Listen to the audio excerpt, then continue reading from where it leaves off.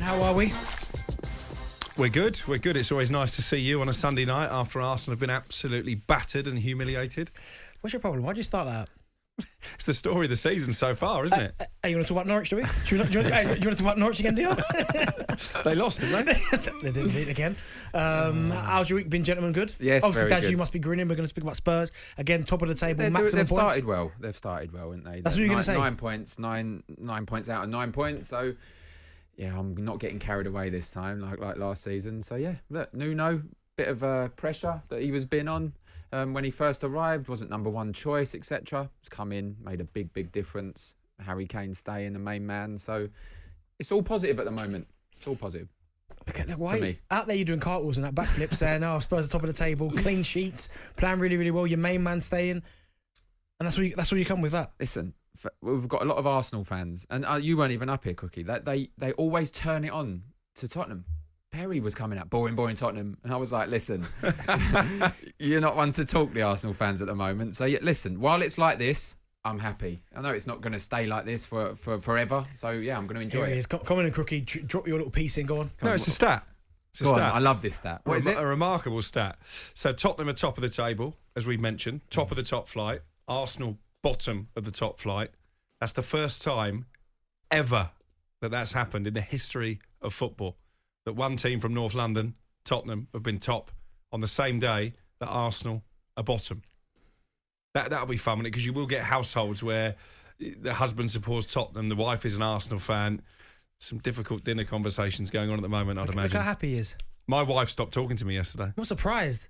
Anyway, Norwich fans, 08717 Alex Crook. But listen, it was a poor result for Arsenal. It was worse than we poor. will talk about that, but against Spurs, we thought were good. Son scored an absolute unbelievable goal. We can hear how it sounds.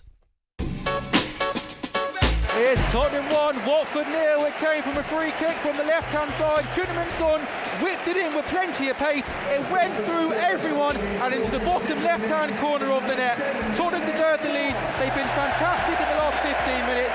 Daniel Backman, he didn't know whether to come. Nobody got on the end of it. It went straight in the back of the net thanks to Heung-Min Son's free kick. 42 minutes played. It's Tottenham 1, Watford 0.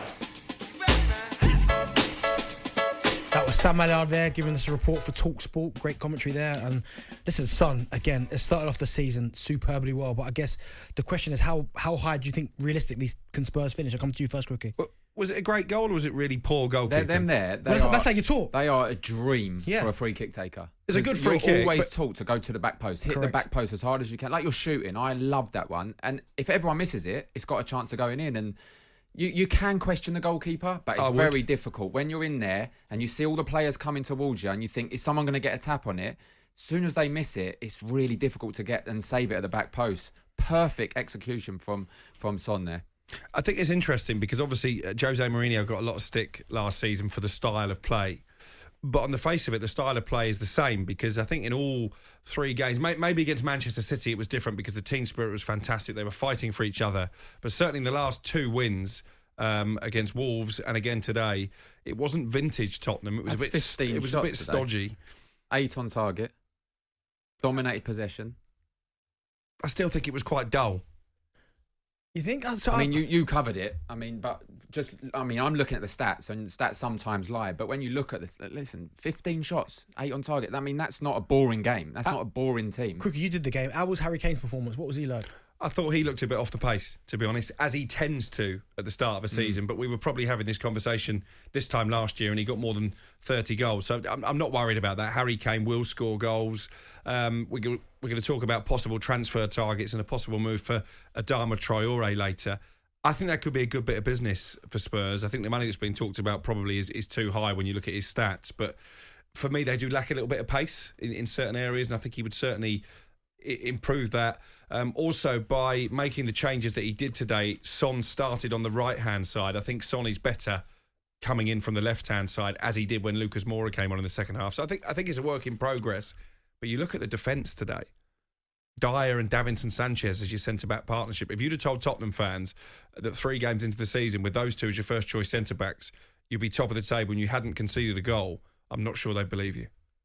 Would you believe it does? You're the resident Spurs fan. Let's not talk about the defence at the moment. There's a chance in the game at Old Trafford, but let's talk about How about Tottenham? Unless we're going to go over to somewhere. No, look, offside.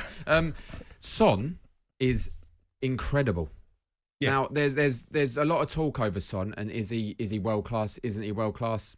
I'm saying he's edging towards world class. I don't think there's too many world class players. I think if we count out the Messis and Ronaldos of the world, which are on another planet, Son is Bruno. An amazing player. Don't you dare. He has. Don't you dare. He's over 18 goals in the last 5 seasons. I mean, and look, he's playing for Tottenham that, like you said today, they renowned for their attacking. A lot of it goes through Harry Kane to score, to have them numbers. I think last season, what was it?